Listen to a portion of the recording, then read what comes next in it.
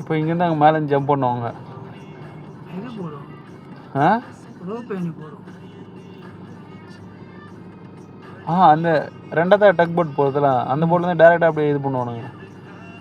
அங்கேருந்து போயிட்டு எல்லாத்தையும் இது பண்ணுவானுங்க. லஞ்சு டைம் போல்.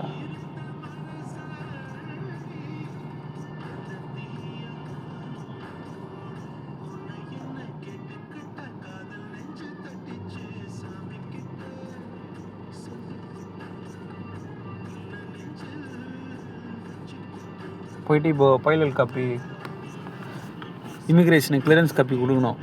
அப்போ தான் அவன் எடுப்பான். கேப்டன் வருவார்.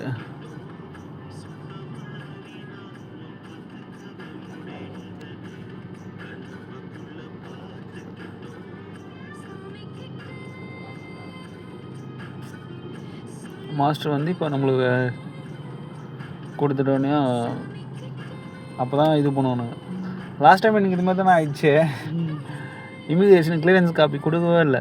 நான் பாட்டுன்னு எடுத்துகிட்டு வந்துட்டேன் பேக்கில் போட்டு. இந்தமாரி பைலட்லாம் புக் பண்ணிட்டு வந்து நின்றுச்சு. பாதி தூரம் கரெக்டாக அந்த தேர்தல் ஆணைய இது செக்யூரிட்டி ஆஃபீஸர் கிராஸ் பண்ணிட்டு போயினுக்கிறேன். பாதி தூரம் போயிட்டேன். அங்கேருந்து திரும்பி ஓடியா ஐயோ. ஆனால் அதெல்லாம் ஒரு லேர்னிங் தானே. ஃபஸ்ட் டைம் பண்ணும்போது தப்பு பண்ணி தான் கற்றுக்க முடியும் எல்லாமே.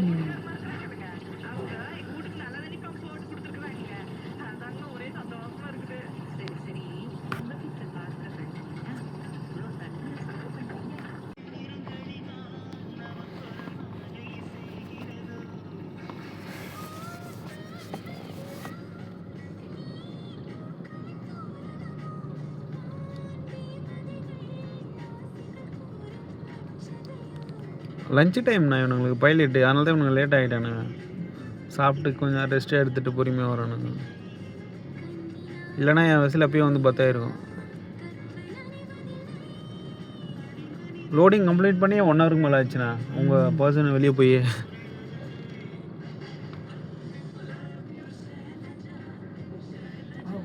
நான் பையன் வந்துக்கிறேன் கப்பல் சேர் ஆகிடும்.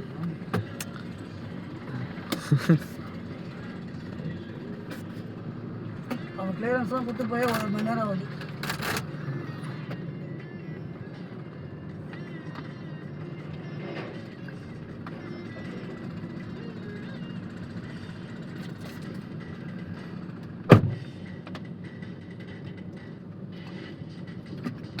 இந்த 2 பேர்ட்டு போயிட்டு அந்த ஒரு கார்னரில் நின்று வலிக்கும்.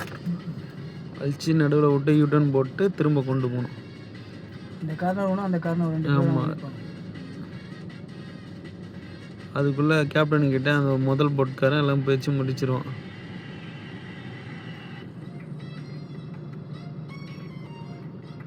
சின்ன போட்டு வந்து ரோப் வாங்கி கொடுப்பான். அதுதான் இந்த 2 பெரிய போட்டு தான் டக்கு தான் வலிக்கும். பெரிய டக்கு அவன் வந்து அந்த ரோப்புங்களை வாங்கி இங்கே கொடுக்கணும். அதை கட்டி வலிக்கும். அது கண்டெய்னர் வெசல்னா பார்த்து தெரிலனால கார்கோவே இல்லைண்ணா அதில். அதான் டிஜி கார்கோ இருக்கும். டிஜி கார்கோனா 10-15 கார்கோ தான் ஏற்றுவாங்க. Danger cargo. டேஞ்சரஸ். நாங்கள் ஆர்மி குட்ஸ் பண்ணுவோம். மிலிட்ரி கார்கோ பிரேசிலுக்கு கிட்டத்தட்ட ஒரு 40-50 கண்டெய்னர் வரும். ஃபுல்லாக ஆர்மியை கொண்டு வந்து ஆர்மி வருவாங்க முன்னாடி பின்னாடி சென்டர். அதுக்குன்னு தனி லைனே இருக்கும். இந்தமாரிலாம் நிற்கலாக்க முடியாது. வெசல் வந்தால் டேரெக்டாக வருதா அவ்வளோதான். வித்தின் எவ்வளோ ஸ்பீடு 3 to 4 ஹவர்ஸை கம்ப்ளீட் பண்ணிட்டு டிஸ்சார்ஜ் ஆகிட்டு போயிட்டே இருக்கும்.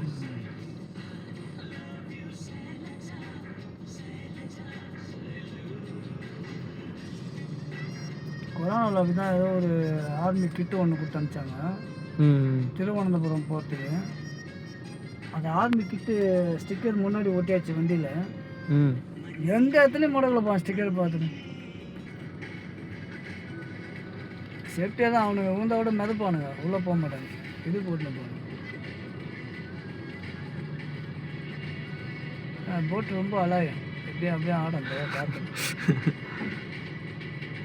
உண்மையில் அது இன்ஜின் இல்லை போல. இன்ஜின் கிடையாது.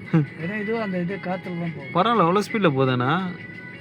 அதான் காற்று எவ்வளோ வேகம் போகுதோ அது ஸ்பீடு போகும். அதை கண்ட்ரோல் பண்ண முடியாது. அதான் ஒரு பெரிய விஷயம். பாய்மர கப்பல் அந்த காலத்தில் இந்த மாதிரி தான் கப்பல். அப்போ இன்ஜின் கிடையாதுல்ல.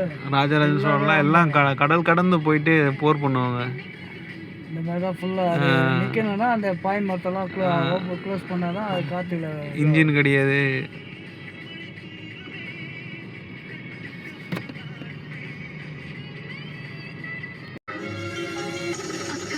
அப்படியே திருப்புறானுங்க. அது போயிட்டு தெரியல, இல்லை சின்ன போட்டு தானே இது. சென்ட்ரல் வந்து திருப்புவானுங்க. சின்ன போட்டு டக் போட்னால சின்ன வயசுலனால ஈஸியாக எடுத்துறாங்க.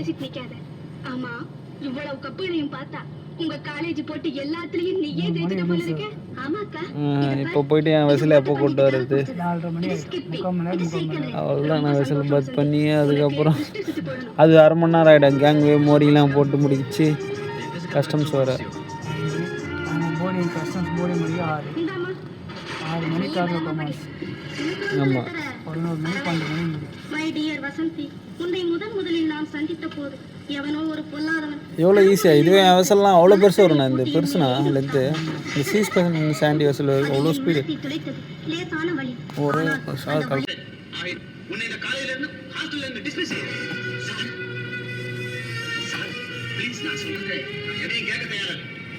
அந்த சில்சிலா